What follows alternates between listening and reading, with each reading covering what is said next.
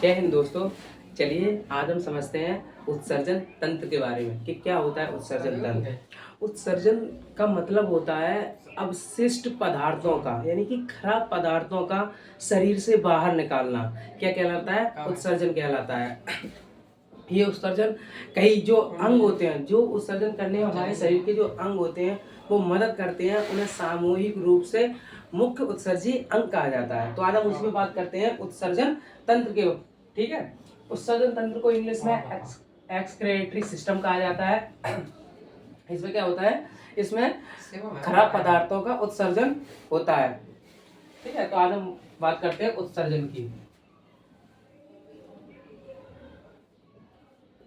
उत्सर्जन ये क्या करता है? ये खराब पदार्थ यानी कि अपशिष्ट पदार्थ,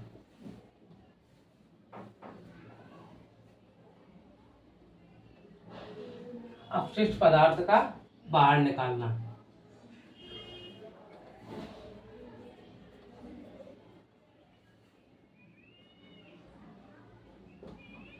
निकालना क्या कहलाता है? उत्सर्जन कहलाता है। यह उत्सर्जन कई तरीका से होता है, जैसे जो हमारी त्वचा होती है, त्वचा जिसे स्किन कहा जाता है, ये भी देखा जाए तो एक रूप से क्या करती है? उत्सर्जन करती है। जैसे जो त्वचा जो होती है, त्वचा जो होती है वो एक तरीके से देखा जाए तो ये भी उत्सर्जन का काम करती है। जैसे हाँ, जो गर्मी होती है, हमारे शरीर से पसीना जो निकलता है वो क्या हो? एक उत्सर्जन ही होता है, शरीर से पानी निकलता है। और उसी के साथ साथ जो सीबम होता है, सीबम जो चिपचिपा पदार्थ होता है वो भी त्वचा से ही निकलता है। वो हम सीबम जो बताएंगे जब ग्रंथि पढ़ाएंगे हम, क्योंकि यहाँ पे जो हमारी यहाँ पे लैक्राइमल ग्रंथि पाई जाती है उससे चिपचिपा पदार्थ निकलता है जिसे सीबम कहा जाता है, सीबम। और साथ ही साथ नमक का भी निकलता है त्वचा से। जो पसीना के साथ साथ नमक भी होता है। जैसे गर्मी में देखा जाए जब पसीना निकल जाता है तो जब वो सूख जाता है तो नमक कैसे देखो तो नमक दिखाई देता है। तो क्या होता है? शरीर से NaCl भी निकलता है। तो ऐसे हम बात करें जो मुख्य उत्सर्जी जो अंग होते हैं वो होते हैं त्वचा हुई, फेफड़ा हुई। अब फेफड़ा देखो तो फेफड़ा भी एक तरीके से क्या करता है? उत्सर्जन करता है।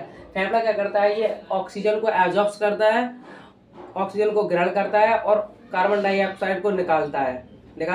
तो ये एक तरीके से ये भी क्या कर रहा है? शरीर से बाहर कर रहा है। और कार्बन डाइऑक्साइड कौन सी अच्छी होती है? तो अपशिष्ट वो भी होती है। तो उसका उत्सर्जन, जैसे कि आप चलो उन्हीं पे करके पॉइंट पे समझते हैं। तो जैसे पहले हम डाल देते हैं त्वचा।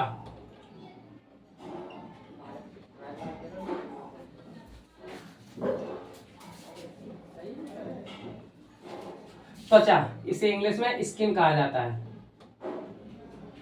ये क्या करता है? ये करता है पसीना, सीबम और नमक। नमक का क्या करता है? ये उत्सर्जन करता है। अब बात करें जो फेफड़ा होता है, जैसे देखो यहाँ पे फेफड़ा, फेफड़ा इसे इंग्लिश में लंग्स कहा जाता है। एक तरह से देखा जाए तो ये भी क्या करता है? ये भी उत्सर्जन का काम करता है। जैसे ऑक्सीजन को लिया, कार्बन डाइऑक्साइड को छोड़ा और जो भाप जो होती है उसे भी छोड़ते हैं। हालांकि जब भी हम कोई चीज़ को सूंघते हैं तो सूंघने यानी कि रिसीव जो अंदर ले जाते हैं उसका भी काम फेफड़े ही करता है। और जब हम कोई चीज़ को थूकते हैं, जैसे कि ऐसा करके जो खकार खा निकालते हैं, बलगम वगैरह निकालते हैं, उसमें भी फेफड़ा ही मदद करता है निकालने में भी। तो जो फेफड़ा होता है ये क्या करता है? ये करता है किसका? CO2 का, CO2 का और साथ ही साथ वाष्प का और बलगम का।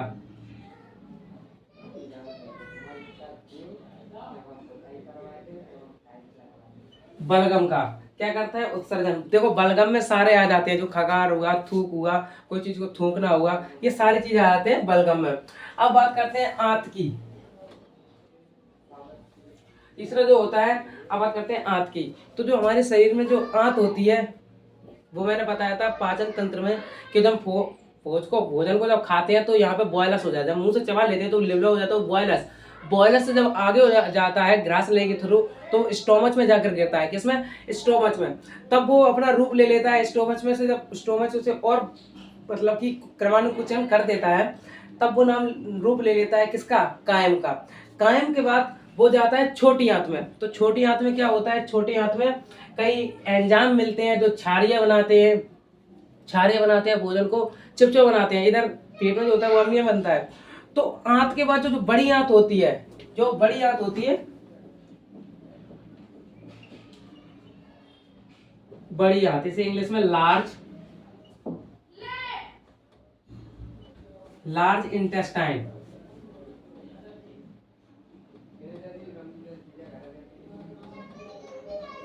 लार्ज इंटेस्टाइन कहा जाता है। ठीक है। तो जो बड़ी आंत जो होती है वो क्या करती है, वो किसी का उसमें अवशोषण नहीं करती है, वो खाली जल का अवशोषण करती है और साथ ही साथ जो मल होता है उसे निकाले कायल के रूप में शरीर से उत्सर्जित करती है। तो देखा जाए जो हमारे जो मल होता है वो भी उत्सर्जन करता है। तो कौन करता है, वो बड़ी आंत करती है। यहाँ पे लिख देते हैं अनपचा भोजन,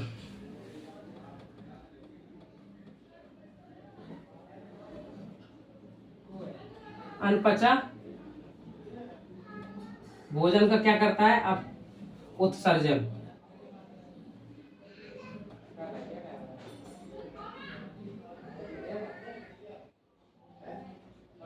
अनपचा भोजन का क्या करता है, उत्सर्जन करता है।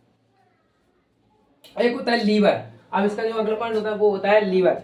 लीवर भी क्या करता है, तो ये भी उत्सर्जन करता है। देखा जाए जैसे ही आंत करती है, ये आंत जो है उसका अवशोषण करती है, बड़ी आंत मल का अवशोषण कर देती है, यानी कि कायल के रूप में अवशोषण वो उत्सर्जन करती है, सॉरी उत्सर्जन करती है। ऐसे ही जो लीवर जो होता है, लीवर यकृत, या इंग्लिश में से लीवर कहा जाता है। ठीक है। तो जो यकृत जो होता है ये भी उत्सर्जन करता है। ये क्या करता है, ये कई जो अमोनिया जैसा खतरनाक पदार्थ होता है, ये कई एंजाइम का भी उत्सर्जन करता है और ये अमोनिया का भी उत्सर्जन करता है। कौन, लीवर। अमोनिया का उत्सर्जन लीवर करता है, लेकिन अमोनिया बहुत ही खतरनाक पदार्थ होता है, उसको बदलने का काम करता है किडनी। जो हमारी ब्रेकिक होती है, इसमें अगला पॉइंट होता है वो किडनी है। जो किडनी जो होती है वो उसको बदलती है अमोनिया को यूरिया में। जबकि अमोनिया का उत्सर्जन कौन करता है, तो अमोनिया का उत्सर्जन करता है ये यकृत। जो हमारा लीवर होता है ये अमोनिया का उत्सर्जन करता है। ये कई एंजाइम, कई हार्मोन का भी उत्सर्जन करता है, जो कि पाचन में खास रूप से मदद करते हैं, पाचन करने में मदद करते हैं। तो ये क्या करता है, ये अमोनिया का उत्सर्जन करता है, अमोनिया का उत्सर्जन करता है। अब बात करें किडनी की। जो किडनी जो होती है ब्रेकिक, ये सबसे मुख्य और सबसे मुख्य होता है वो उत्सर्जी अंग होता है हमारा जो किडनी। किडनी क्या करता है, किडनी को हिंदी में ब्रेकिक कहा जाता है, इंग्लिश में से किडनी कहा जाता है और उर्दू भाषा में से ही गुर्दा कहा जाता है। तो वो क्या करता है, ये जो किडनी होता है ये यूरिया का उत्सर्जन करता है। देखो ये यकृत जो होता है, यकृत ये अमोनिया का उत्सर्जन करता है, लेकिन इसी अमोनिया को जो ब्रेकिक यानी कि जो किडनी होती है वो बदल देती है किसमें, यूरिया में।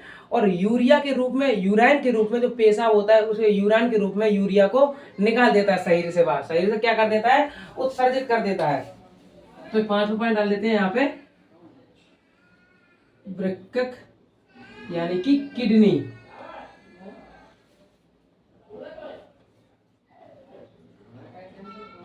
किडनी ये क्या होता है, ये सबसे मुख्य उत्सर्जी अंग होता है।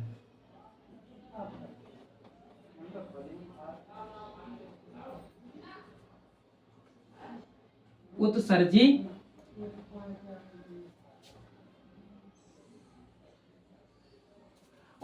अंग होता है, उत्सर्जी अंग होता है। तो देखो हमने ये त्वचा तो अभी रह गई है, त्वचा के बारे में अभी मैंने नहीं बताया, त्वचा के बारे में आगे बताएंगे। फेफड़े के बारे में हम क्लियर रूप से इसमें पता कर चुके थे, किसमें, श्वसन में फेफड़े के बारे में पता कर लिया था, पूरा फेफड़े के बारे में अच्छे से बताया भी था। और बड़ी आंत ये हमने पाचन में बता दी थी। पाचन में बड़ी आंत का जो होता है वो जल का अवशोषण करता है। कभी कभी जब डायरिया हो जाता है या फिर पेट खराब हो जाता है तो उसमें क्या होता है, ये बड़ी आंत जो होती है वो प्रवाहित हो जाती है, जिस कारण जल का अवशोषण नहीं हो पाता है और जो दस्त होने लगते हैं। ठीक है। और इसका यकृत का भी मैंने बता देते हैं, ये भी पाचन में बताया था, इसमें मुख्य भूमिका होती है इसकी। अब हम बात करते हैं किडनी की। ठीक है, तो आज हम बात करते हैं किडनी की। तो चाहिए तो इसका एक स्क्रीनशॉट ले लीजिए। ठीक है, अब इसे मैं मेट देता हूं।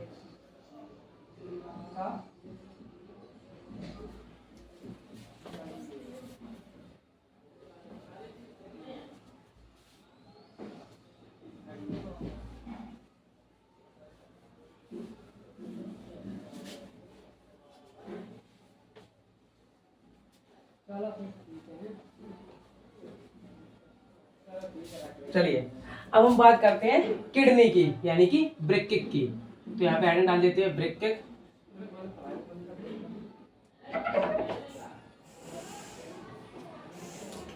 वृक्क इंग्लिश में से किडनी कहा जाता है।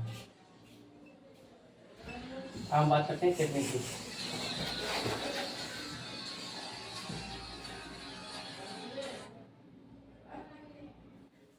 ठीक है, तो हम बात करते हैं किडनी की।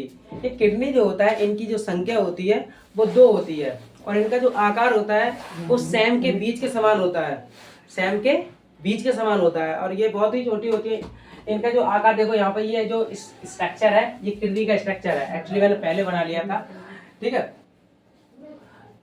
तो जो देखो यहाँ पे ये है किडनी, ये है किडनी। तो ये किडनी का जो स्ट्रक्चर होता है, यानी कि जो शेप यानी कि आकार होती है, वो किसके समान होता है? सैम के बीज के समान होता है। और इसका जो भार होता है वो होता है 140 ग्राम। तो हम यहाँ पे बात करते हैं किडनी की। तो किडनी क्या करता है? ये रक्त को छानने का काम करता है।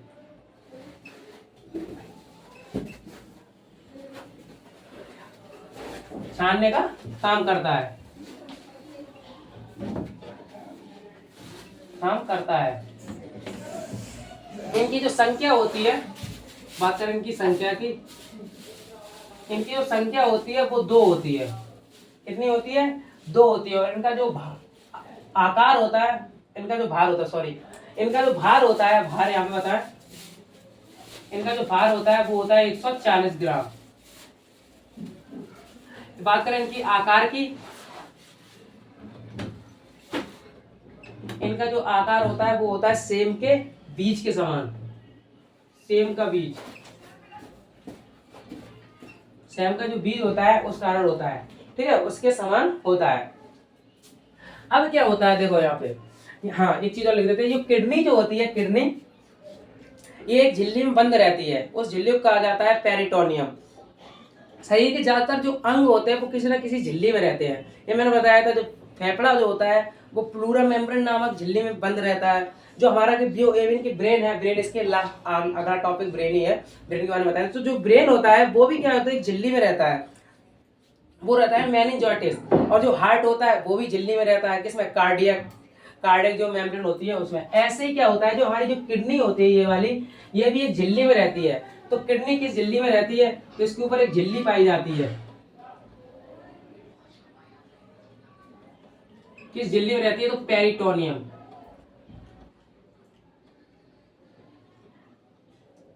पेरिटोनियम नामक झिल्ली में रहती है। अब बात करें देखो किडनी की। तो ये जो नसें दिख रही है, देखो ये स्ट्रक्चर है किडनी का। ये जो नस दिख रही है मोटी वाली है, इस मोटी वाली नस को कहा जाता है रेनल। क्या कहा जाता है? रेनल। इसी के द्वारा जो ब्लड होता है, शरीर से ब्लड होता है, वो इसी के द्वारा आता है। और इनसे फिर ये छोटी छोटी नसों में जाता है। तो जो बड़ी वाली जो नस होती है, ये मोटी वाली, इनकी संख्या 2 होती है। तो जब 2 किडनी है तो 2 वो भी होनी चाहिए। ठीक है, तो ये रेनल होती है, इसे रेनल कहा जाता है, रेनल। और इससे जो छोटी छोटी जो शाखाएं भरी रहती है, जो छोटी छोटी जो नसें रहती हैं, ये देखो यहाँ पे ये पतली है, ये छोटी छोटी जो नसें होती हैं इन्हें कहा जाता है हाइलम। इन्हें क्या कहा जाता है? हाइलम। इन्हें हाइलम कहा जाता है।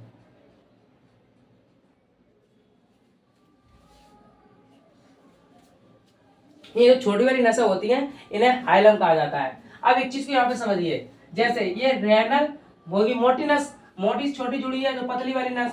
तो हम ये भी तो कह सकते हैं, इन जो किडनी के अंदर, यानी कि जो वृक्क है, इसके अंदर जो रक्त जाता है वो उसी के माध्यम से जाता है, हाइलम के। ठीक है, तो हाइलम को हम ये भी कह सकते हैं कि जो किडनी का प्रवेश द्वार होता है उसे क्या क्या कहा जाता है? रेनल और हाइलम। रेनल से ऊपर से आता है ब्लड, और ये हाइलम के थ्रू चला जाता है किडनी के अंदर। अब किडनी के अंदर क्या होता है? किडनी के अंदर कई प्रकार की किडनी के अंदर जो नसें पाई जाती है, नेफ्रॉन नस पाई जाती है, कई नेफ्रॉनों से मिलकर बनी होती है किडनी।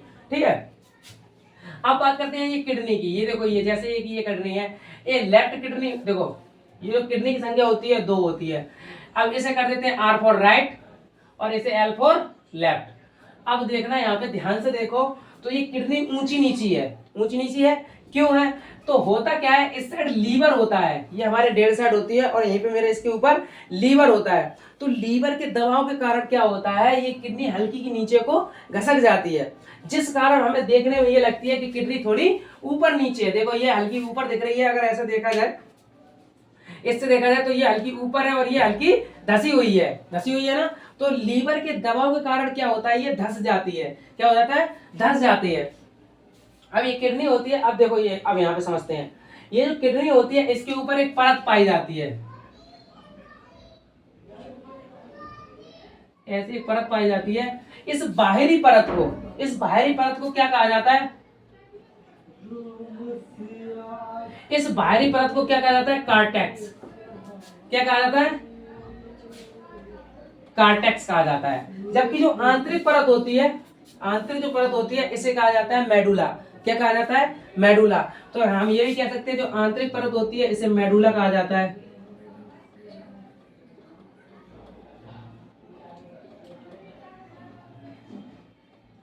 इसे मेडुला कहा जाता है। ठीक है।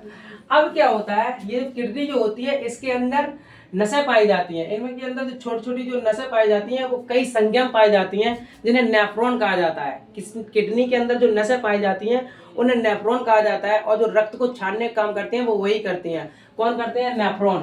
तो नेफ्रॉन जो होते हैं, नेफ्रॉन के मुंह पे, नेफ्रॉन जो नस होती है उसके मुंह पर क्या होता है, देखो ऐसी होती है नेफ्रॉन की नस। तो नेफ्रॉन के नस के ऊपर क्या होता है, ये जाली नुमा, ऐसा जाली नुमा जो प्याले नुमा, सॉरी, कटोरी नुमा या प्याले नुमा एक आकृति पाई जाती है। उस आकृति को बोमेन या संपुट कहा जाता है। उन्हीं के रास्ते क्या होता है, जो ब्लड होता है उसके अंदर जाता है, नसों के अंदर, और ब्लड, उसका ब्लड का क्या होता है, अल्ट्रा फिल्ट्रेशन होता है, जिससे ब्लड छनता है। तो इसमें जो नसों की जो संख्या होती है किडनी के अंदर, वो लगभग 8 लाख नेफ्रॉनों से मिलकर बनी होती है किडनी। इसीलिए इसीलिए क्या होता है, जो नेफ्रॉन जो होते हैं, नेफ्रॉन जो होते हैं, नेफ्रॉन को किडनी की इकाई कहा जाता है। अब इकाई क्या होती है, तो जो चीज जिससे मिलकर बनी होती है, जैसे फॉर एग्जांपल अगर हम ले लें, जो बूंदी का लड्डू होता है, बूंदी का लड्डू, तो बूंदी के लड्डू में हर चीज मिलाई जाती है, चीनी मिलाई जाती है, कई कई तो उसके बिया डाल देते हैं, जो तरबूज होते हैं उसके बिया डाल देते हैं, खरबूजे के वो भी डाले जाते हैं, पानी भी लगता है, हर चीज लगती है, बेसन भी लगता है, बेसन की बूंदी लगती है। लेकिन उसमें सबसे ज्यादा, अगर सबसे ज्यादा देखा जाए तो उसमें किसकी इकाई होती है, तो किसकी होती है, बूंदी की। तो बूंदी से मिलकर बना है, इसलिए हम ये भी कह सकते हैं लड्डू की जो इकाई होती है वो क्या होती है, बूंदी होती है। ऐसे ही जो किडनी जो होती है, इस किडनी की जो इकाई होती है, किडनी मिलकर बनी होती है नेफ्रॉन से। किससे, नेफ्रॉन से। तो इसमें लगभग 8 लाख नेफ्रॉन पाए जाते हैं। इसीलिए किडनी की जो इकाई होती है, किडनी की जो इकाई होती है, किडनी की इकाई नेफ्रॉन को कहा जाता है। नेफ्रॉन को क्या कहा जाता है, नेफ्रॉन को किडनी की इकाई कहा जाता है, इकाई। और इसके अध्ययन करने का, इसके अध्ययन को क्या कहा जाता है, नेफ्रोलॉजी। और इसके जो अध्ययन करने वाला जो डॉक्टर होता है उसे नेफ्रोलॉजिस्ट कहा जाता है। क्या कहा जाता है, नेफ्रोलॉजिस्ट। अब इससे आगे चलते हैं, तो ऐसे देखो यहाँ पे ये काम हो गया। ऐसे इसका जो होता है बाहरी भाग, ये यहाँ पे लिख देते हैं कार्टेक्स, और ये आंतरिक भाग मेडुला। ठीक है। अब क्या होता है, इससे जो दो नसें निकली रहती हैं इन्हें कहा जाता है यूरेथ्रा। क्या कहा जाता है, यूरेथ्रा। इंग्लिश में से यूरेथ्रा कहा जाता है, हिंदी में से मूत्र नली कहा जाता है। क्या कहा जाता है, मूत्र नली। तो ये जो नसें दिख रही हैं, ये नसों को क्या कहा जाता है, यूरेथ्रा। यूरेथ्रा कहा जाता है, यूरेटर। हिंदी में से मूत्र वाहिनी कहा जाता है, मूत्र नली। अब क्या होता है, इनके जरिए जो यूरेथ्रा होता है, इसके रास्ते जो यूरिया जो आती है वो स्टोर किसमें रहती है, तो इसे कहा जाता है मूत्राशय। इसे क्या कहा जाता है, इसे मूत्राशय कहा जाता है। इंग्लिश में से ब्लैडर कहा जाता है। क्या कहा जाता है, ब्लैडर। इंग्लिश में से ब्लैडर कहा जाता है और हिंदी में से मूत्राशय।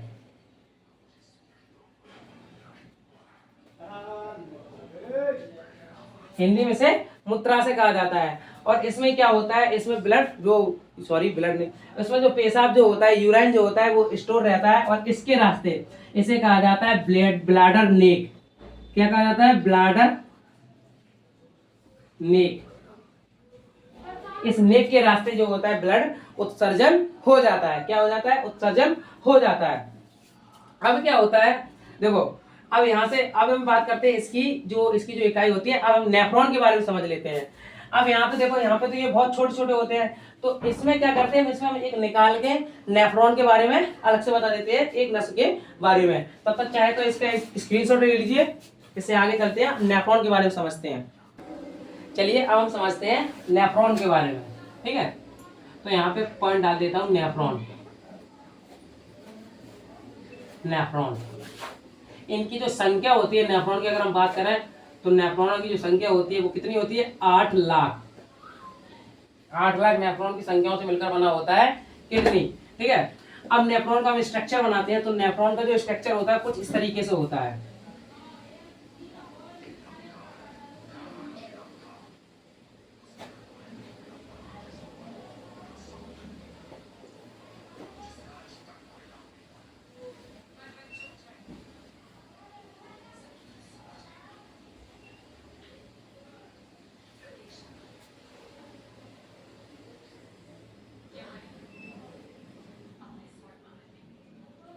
ठीक है, अब यहाँ पे समझिए, ये यहाँ पे छोटे छोटे से दिख रहे हैं, छोटे छोटे सी, एक छोटे छोटे से, अब यहाँ पे तो इतनी छोटी है, इसे जो जूम करके जब निकाला गया, इसे निकाल कर इसे जूम करके देखा गया, किसको? नेफ्रॉन को। तो नेफ्रॉन का कुछ शेप होता है, वो कुछ इस तरीके से होता है। किस तरीके से? इस तरीके से। इसके आगे जो देखो ये कटोरे का समान है। यहाँ पर अगर देखा जाए तो ये क्या है? कटोरे का समान है। तो इस जो कटोरे का समान होता है, इसे कहा जाता है बोमेन या संपुट। क्या कहा जाता है? बोमेन या संपुट। यहाँ पे लिख देते हैं बोमेन या संपुट, ठीक है।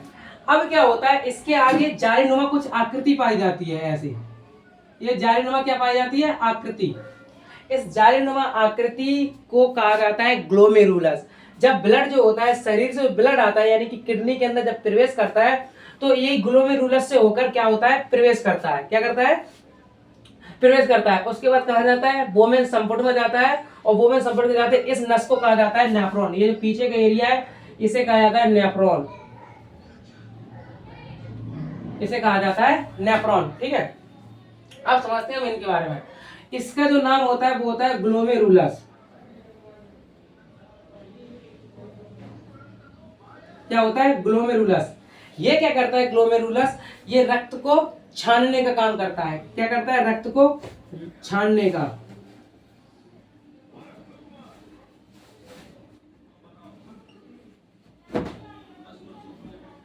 छानने का काम करता है। और ये क्या करता है? ये पदार्थ का अवशोषण कर लेता है। जो रक्त में जो कणीय पदार्थ होते हैं, रक्त में कई कण होते हैं, आरबीसी हुआ, डब्ल्यूबीसी हुआ, प्लेटलेट हुआ, तो उनके जो कणीय पदार्थ होता है उनका क्या कर लेता है?